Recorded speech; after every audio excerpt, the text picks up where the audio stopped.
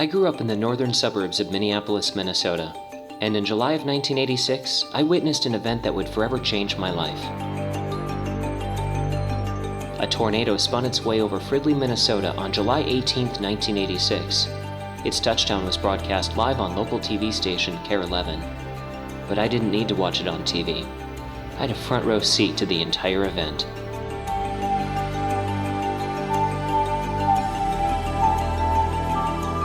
After the storm had moved far enough away, my dad took me out onto the deck to show me the tornado. As I sat propped up on his shoulders, I was mesmerized watching the storm twisting and turning in the distance. This moment cemented my lifelong fascination with weather. But in the years following the tornado, weather was more terrifying than fascinating. Every time thunder and lightning struck, I covered my head with pillows and blankets. But one major weather event would change that. Hurricane Hugo in September of 1989. While flipping through the channels one night, I encountered the Weather Channel's coverage of the storm. We've seen the rain pick up, but a dramatic increase in the wind. Watching meteorologists like Dennis Smith out in the field and John Hope in the studio gave me an up-close and personal view of a major weather phenomenon without the fear of it being in my own backyard. From that point forward, I couldn't get enough of weather forecasting. I'd go upstairs to my room, stand in front of the closet doors and pretend that they were a chroma key wall while watching the Weather Channel on a little black and white set across the room. If they were doing the 5-day report, I'd be doing it right along with them. In 1992, our family acquired its first home computer, an old 286 DOS-based machine. It came with a programming software called QBasic, where I was able to make a very primitive emulation of the Weather Channel local forecast. By 1993, I'd learned enough DOS to be able to manipulate font characters to generate my own weather icons. For the first time, I was able to generate my own weather graphics to use inside QBasic. But 1994 was the year that changed how I did everything, when we upgraded to a Windows-based computer. It came with a program called Macromedia Action. This program opened up new levels of animation that I hadn't been able to achieve before. Little did I know that this elementary animation would one day lead to much bigger opportunities.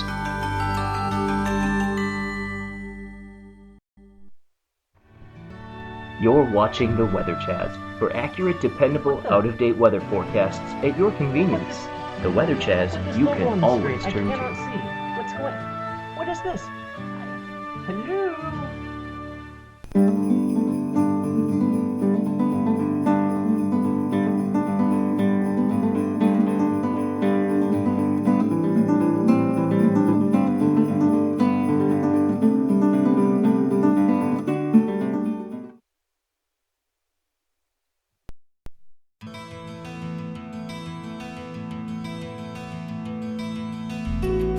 In high school, I took my interest in graphics and design to another level through art classes and training in early versions of Adobe Photoshop. After majoring in graphic design in college, I made a plan to make it big in the art world in New York City. And so, I set sail for the Big Apple. While my big dreams of working as an artist in Manhattan didn't quite come true, I got to know the webmaster of a website called Matt Scott to the Weather Channel. Matt and I quickly struck up a friendship, and in 2004, we began working together to relaunch his site. It became known as TWCClassics.com. Matt and I had a blast creating various special features on the site and drawing in all sorts of fans. One fan in particular was the Weather Channel's very own local forecast team. The Weather Channel turned to TWC Classics visitors to be beta testers for their newest local broadcast technology. The project was a success, and the network got impressive feedback from users all over the country. This interaction inspired me to bring the old Macromedia Action emulations back to life. But this time I combined them with the Adobe Photoshop software to bring them to the next level. I met a new friend named Nick on the TWC Classics site, and together we worked closely to perfect the icons. Eventually we started creating our own fonts, and when we put all these elements together, the old Macromedia emulations really began to shine.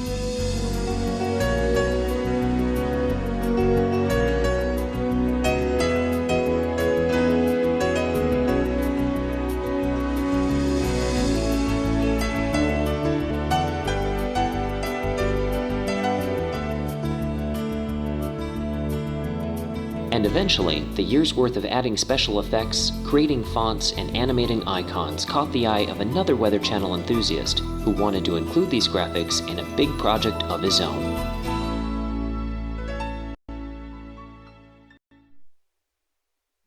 and instead of seeing the purple text-based forecast, blah, blah, blah, I saw this, the Weather Star 4000. And so, I mean, for me, I love to track weather. You're watching The Weather Chazz for accurate out-of-date forecasts at your convenience. The Weather Chazz you can always turn to.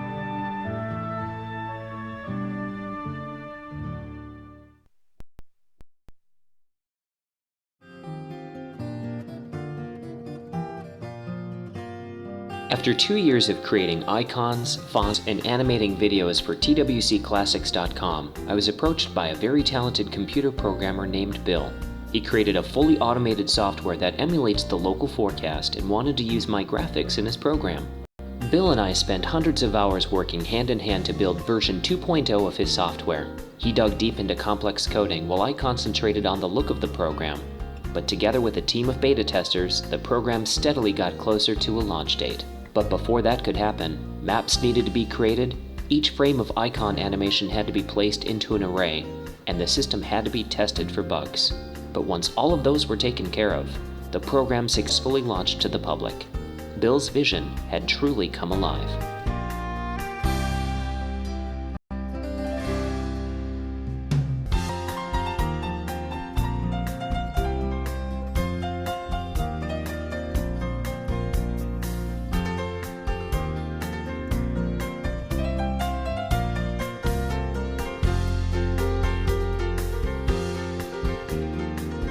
As 2006 rolled around, the program continued to receive many terrific updates. Bill wanted to continue perfecting the software, but I had made the decision to return to college for a degree in TV production, and unfortunately, I was unable to continue with the project. But remembering that Nick had been working on his own set of graphics all these years, Bill and Nick began working together. A few years and a tremendous amount of work later, they released a new version of the emulator that is simply stunning. Coming up, a look at your local radar. But first, the current local conditions. I remember looking at it for the first time and thinking, I cannot tell the difference between this and the real thing. Bill and Nick are two very talented guys.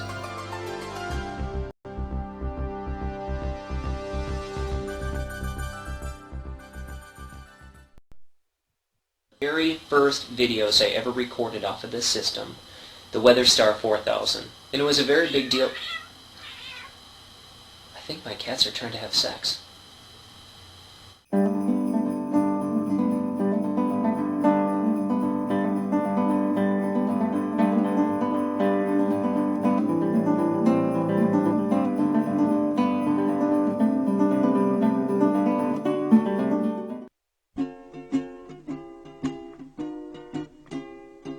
Raindrops are falling on my head, and just like the guy whose feet are too big for his bed, nothing seems to fit.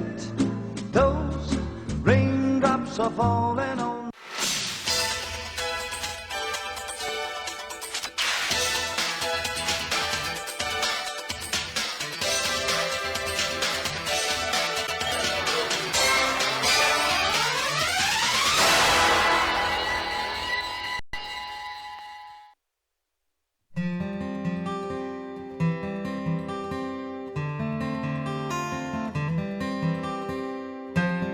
By 2007, I had been animating videos in Macromedia Action for 13 years.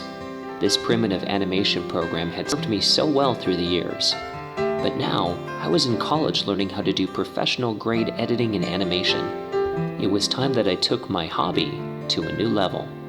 In April of 2007, I began to produce my first weather videos inside Adobe After Effects. I was learning skills that would prove to be extremely valuable in my budding career in television, and it was a lot of fun to use these new skills in my latest weather videos.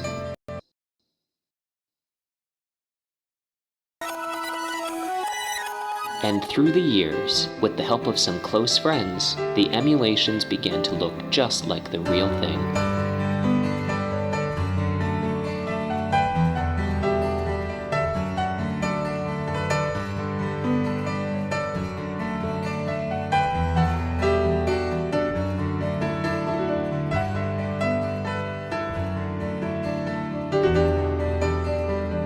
every one of these videos has their own unique story.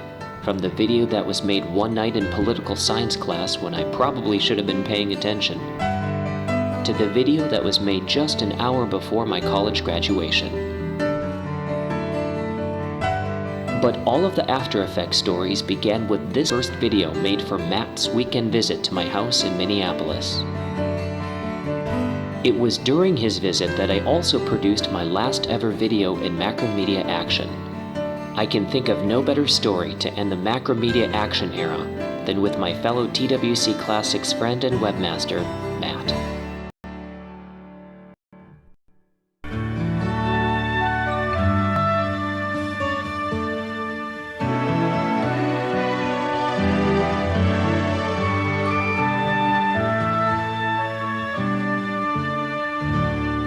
My favorite traditions on Christmas are making the list on the computer, then setting up the tree, waiting anxiously to open all the presents, then waking my parents up at 5 in the morning and opening those things up and, enjoying what I like. Because last year I got this camera that I'm speaking to you with, and I got a football, and I got a whole bunch of other stuff. One of my other favorite traditions is watching AMC's all-day marathon of National Lampoon's Christmas Vacation and Mom's homemade Chex Mix. Delicious. And my favorite TWC holiday song is I Saw Three Ships by David Arkenstone.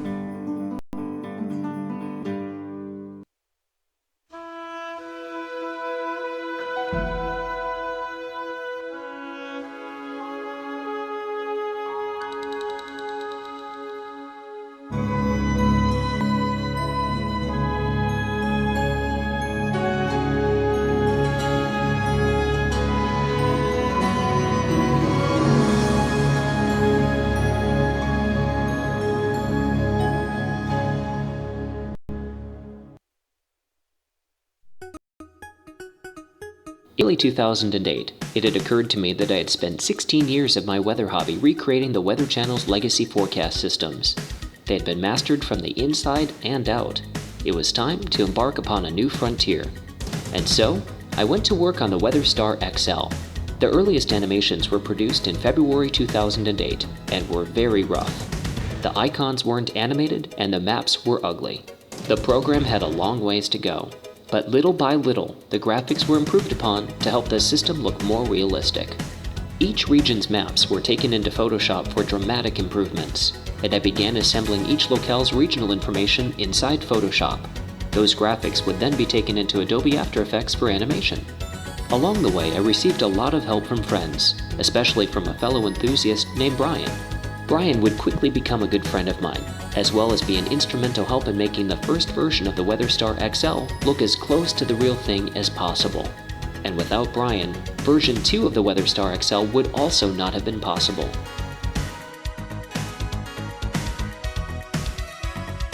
Because of his assistance, I was able to closely recreate special screens like the air quality and daypart forecast. And once version 2 of the WeatherStar XL had been complete, it only seemed like a natural progression to perfect version 3 of the program. While working together, Brian had the idea to create a special Christmas-themed version of the graphics. The idea of creating our own customized look was intriguing, and in mid-2009 I went to work on the Christmas edition of the XL. Unfortunately, the project wasn't completed in time, so instead I began to produce concepts for an original everyday design. I continued to work on concepts for an additional year and a half, and during the Route 66 series premiere in mid-2011, I was ready to debut a rough draft of the new graphics. The fresh colors, new transitions, and updated maps were all well received by fans. But I wasn't in love with them, so instead I returned to the project and continued editing the graphics. A few months later, during Hurricane Irene, I debuted the final version of the 4th generation of graphics, having given them a near-complete makeover. But what Brian didn't know is that I continued working on the Christmas theme that he had requested 2 years earlier. Given all the help he had given me through the years, I felt it was an important task to finally complete. And during the final installment of the 12 Nights of Christmas of 2011, Brian's Christmas-themed graphics made their debut. The WeatherStar XL graphics never shined brighter than they did that night.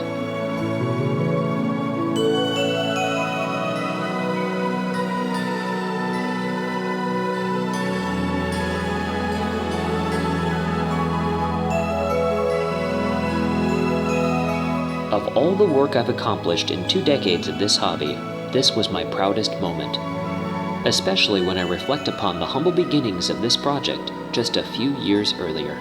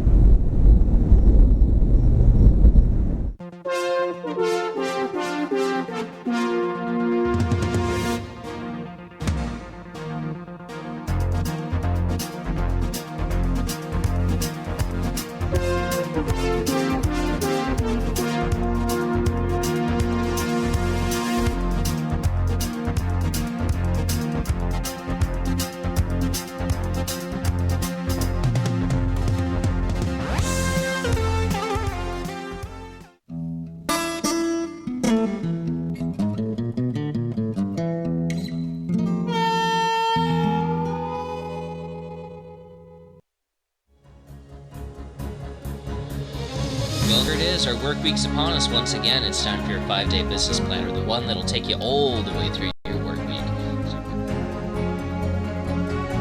Well, a good portion of America is out on those highways and byways today as Christmas is right around the corner.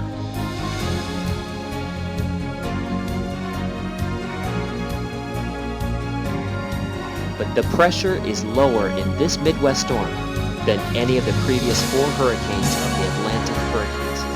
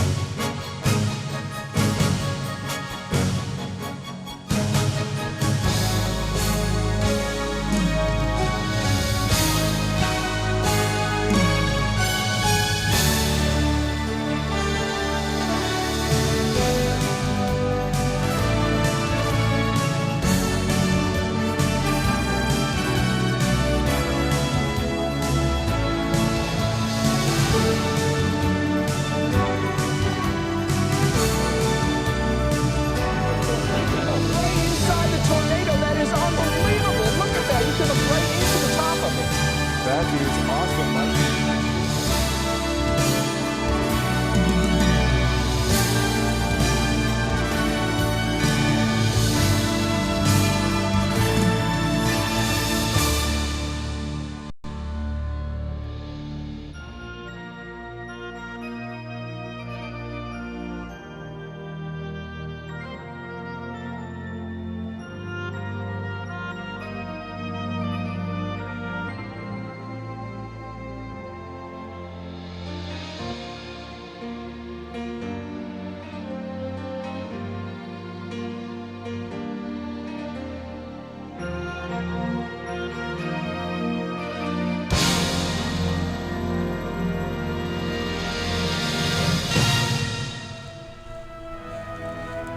You're watching the Weather Chazz for accurate, dependable, out-of-date forecasts at your convenience. With this thing. What? Who put this logo here?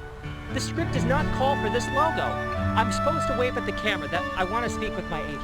This is ridiculous. I can't work. The Weather Chazz you can always turn to, unless there's a logo on the screen. Oh!